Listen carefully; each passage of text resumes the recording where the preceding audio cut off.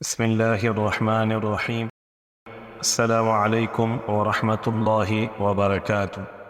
آج ہم اکابر صحابہ و صحابیات کے سلسلے میں جس شخصیت کا ذکر کرنے جا رہے ہیں وہ ہیں حضرت عبداللہ بن عباس رضی اللہ تعالی عنہ، ایک جلیل القدر صحابی رسول اللہ صلی اللہ علیہ وسلم کے چچا زاد بھائی، علم دین کے بہرے بے قرار، تقوی و طہارت کے پیکر، دن کو روزہ اور رات کو عبادت گزار، بوقت سحر مغفرت کے طلبگار، خشیت الہی سے یوں زار و قطار رونے والے کہ آنسوں کی جڑی لگ جاتی۔ یہ ہیں امت محمدیہ میں کتاب الہی کے رموز و اسرار کا سب سے زیادہ ادراک رکھنے والے اور مفسر قرآن حضرت عبداللہ ابن عباس رضی اللہ تعالی عنہ۔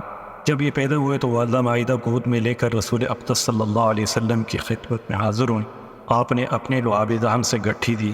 اس طرح ان کے پیٹ میں سب سے پہلے جو چیز اتری وہ رسول اللہ صلی اللہ علیہ وسلم کا لعاب دہن تھا، اور اس کے ساتھ ہی تقوی و طہارت، حکمت و دانش، فصاحت و بلاغت جیسے اوصاف حمیدہ ان کے رگ و ریشے میں رچ بس گئے۔ اللہ تعالیٰ کا یہ فرمان برحق ہے، وَمَن يُؤْتَ الْحِكْمَةَ فَقَدْ أُوتِيَ خَيْرًا كَثِيرًا۔ جس کو حکمت و دانش عطا کی گئی ہو اسے خیر کثیر سے نوازا گیا۔ ابھی اس ہاشمی نونہال نے ہوش سنبھالا ہی تھا کہ رسول اقدس صلی اللہ علیہ وسلم کی خدمت کے لیے انہیں وقف کر دیا گیا۔ سفر و حضر میں آپ کے ساتھ رہتے، جب آپ وضو کا اعادہ کرتے تو فوراً پانی لے کر خدمت اقدس میں حاضر ہوتے، جب آپ نماز شروع کرتے تو یہ بھی آپ کے پہلو میں ہاتھ باندھ کر کھڑے ہو جاتے۔ دوران سفر کئی مرتبہ انہیں رسول اکرم صلی اللہ علیہ وسلم کے پیچھے سواری پر بیٹھنے کا شرف حاصل ہوا، غرض ہے کہ ہر دم آپ کی خدمت کے لیے کمر بستہ رہتے۔ انہیں اللہ سبحانہ و تعالی نے حساس دل، پاکیزہ ذہن اور قوی حافظہ عطا کیا تھا کہ عصر حاضر کی جدید ترین ریکارڈنگ کے آلات بھی اس کا مقابلہ نہیں کر سکتے۔ حضرت عبداللہ بن عباس اپنے متعلق بیان کرتے ہیں کہ ایک مرتبہ رسول اقدس صلی اللہ علیہ وسلم نے وضو کا اعادہ کیا تو میں نے فوراً آپ کی خدمت میں پانی پیش کر دیا۔ آپ میری خدمت گزاری پر بہت خوش ہوئے۔ جب آپ نماز ادا کرنے کے لیے کھڑے ہوئے تو مجھے بھی اپنے ساتھ نماز پڑھنے کا اشارہ کیا۔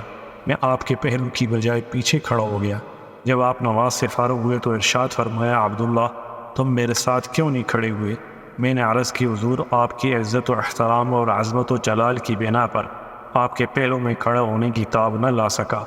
آپ نے میری یہ بات سن کر آسمان کی طرف اپنے ہاتھ بلند کیے اور دعا کی، الہی عبداللہ کو حکمت و دانائی عطا فرما۔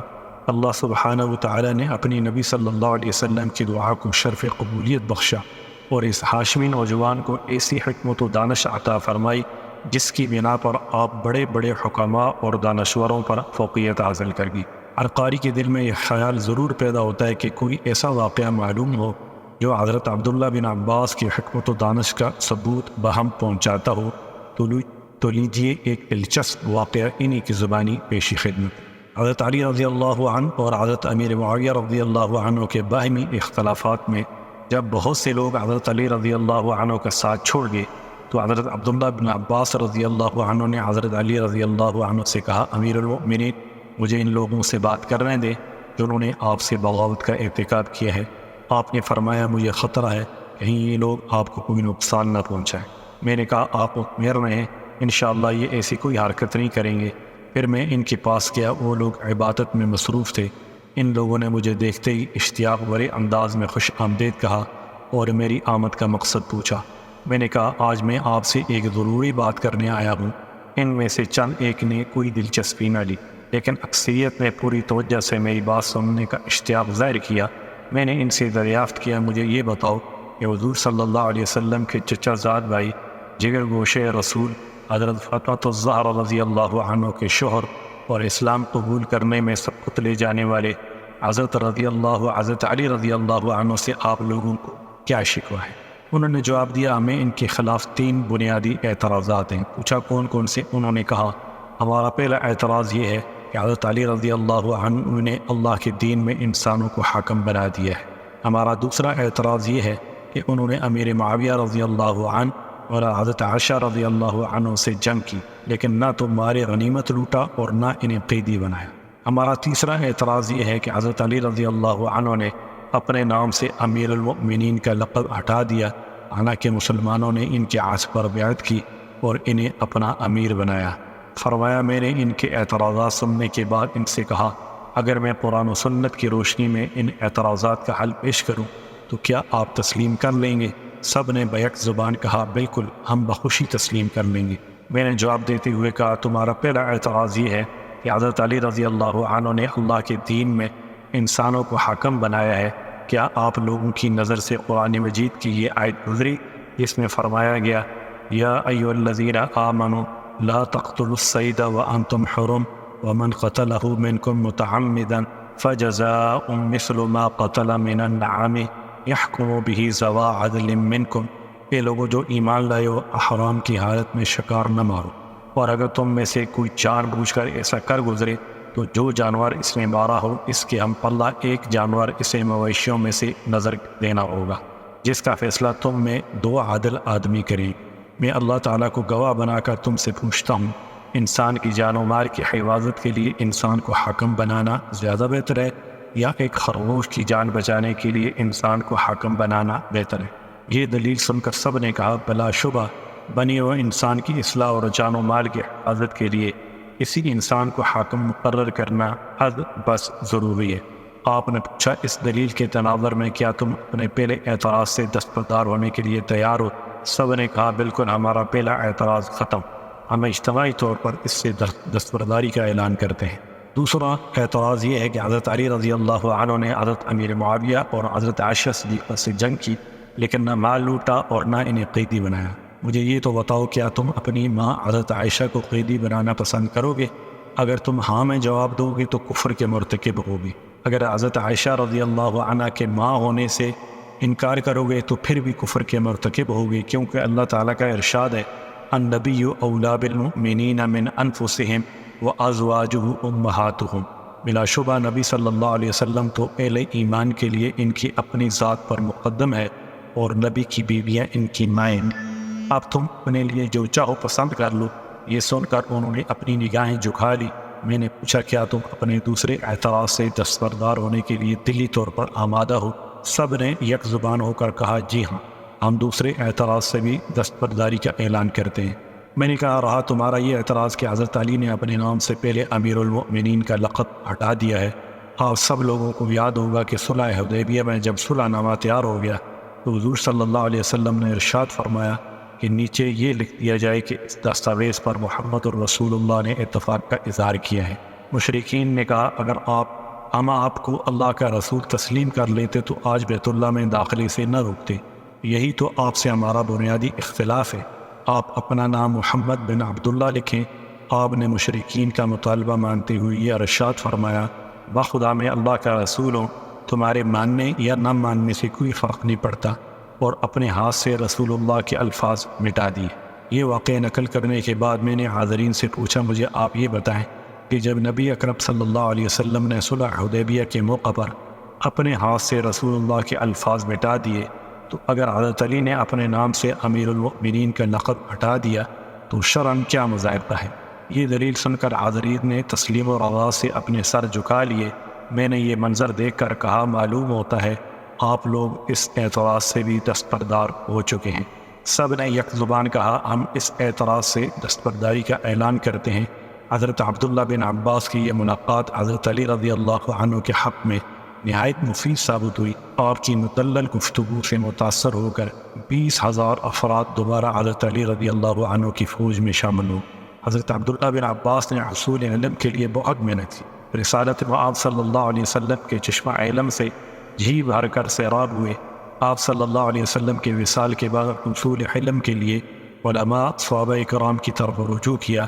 عبداللہ بن عباس رضی اللہ عنہ فرماتے ہیں کہ جب مجھے یہ اطلاع ملتی کہ فلاں صحابی کے پاس حضور صلی اللہ علیہ وسلم کی کوئی حدیث ہے تو میں بلا تاخیر اس کے گھر پہنچتا، دہلیز پر چادر بچھا کر بیٹھ جاتا، ہوا سے مٹی اڑ اڑ کر مجھ پر پڑتی رہتی، لیکن میں صاحب علم کے احترام کو ملحوظ خاطر رکھتے ہوئے ایک کے آرام میں محل ہونا مناسب نہ سمجھتا۔ جب وہ از خود اپنے گھر سے باہر آتے اور مجھے اپنی دہلیز پر بیٹھا ہوا دیکھتے تو میں ساختہ پکار اٹھتے عبداللہ آج آپ یہاں کیسے؟ آپ نے مجھے پیغام بھیج دیا ہوتا میں خود آپ کے پاس آ جاتا۔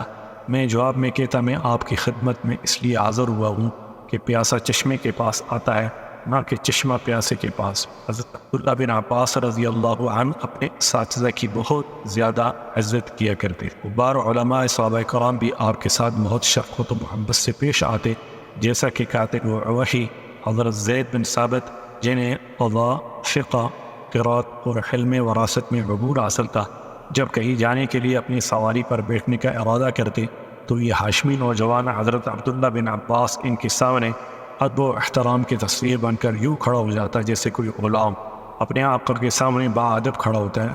نہایت ادب کے ساتھ آپ کے گھوڑے کی لگام پکڑتے۔ یہ انداز دیکھ کر حضرت زید بن ثابت فرماتے، عبداللہ ایسا نہ کیا کرو۔ آپ فرماتے ہیں ہمیں یہ حکم دیا گیا ہے کہ اپنے اساتذہ کی عزت کریں۔ یہ سن کر حضرت زید بن ثابت رضی اللہ عنہ نے فرمایا، ذرا اپنا ہاتھ تو مجھے دکھائیں۔ آپ نے ان کی طرف ہاتھ بڑھایا تو حضرت زید نے اسے چوم لیا اور ارشاد فرمایا کہ ہمیں یہی حکم دیا گیا ہے، اہل بیت کے ساتھ حسن سلوک سے پیش آئیں اور محبت کریں۔ حضرت عبداللہ بن عباس رضی اللہ عنہ میدان علم کے اسے بلند مقام پر فائز ہوئے، جسے دیکھ کر کبار علماء صحابہ ششدر رہ گئے۔ حضرت مسروق بن اجدع، جنہیں تابعین میں بہت بلند مقام حاصل ہے، ان کے بارے میں اپنی رائے کا اظہار کرتے ہوئے فرماتے ہیں، جب میں حضرت عبداللہ بن عباس رضی اللہ عنہ کو دیکھتا تو بے ساختہ پکار اٹھتا کہ آپ سب لوگوں سے زیادہ حسین ہیں۔ جب آپ کی گفتگو سنتا تو یہ کہنے پر مجبور ہوتا کہ آپ سب سے بڑھ کر فصیح و بلیغ ہیں، اور جب آپ کوئی حدیث بیان کرتے تو آپ کی عالمانہ گفتگو سن کر یہ رائے قائم کرنے پر مجبور ہو جاتا کہ آپ اس دور کے سب سے بڑے عالم ہیں۔ حضرت عبداللہ بن عباس رضی اللہ عنہ حضور علم کی منزلیں طے کر لینے کے بعد لوگوں کو تعلیم دینے میں ہمتاً مصروف ہو گئے۔ آپ کا گھرانہ عوام کے لیے ایک بہت بڑی جامعہ کا درجہ اختیار کر گیا۔ البتہ جامعہ ابن عباس اور موجودہ دور کی جامعات میں یہ فرق ہے کہ آج کے دور کے جامعات میں سینکڑوں اساتذہ کی خدمات حاصل کی جاتی ہیں، جبکہ جامعہ ابن عباس کا دار و مدار صرف ایک استاذ پر تھا، اور وہ تھے مفسر قرآن حضرت عبداللہ بن عباس رضی اللہ تعالی عنہ۔ ایک صحابی بیان کرتے ہیں، میں نے حضرت عبداللہ بن عباس کو علم کے جسم بلند مقام پر فائز دیکھا۔